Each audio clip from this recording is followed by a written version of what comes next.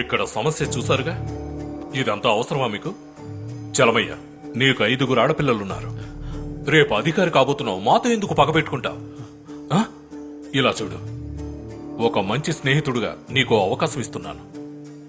నేను చెప్పింది మాత్రం చెయ్యి.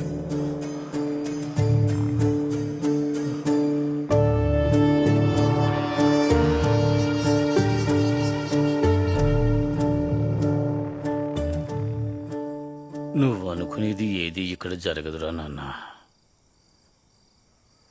పోలీసుల్లో సింహం, పులి,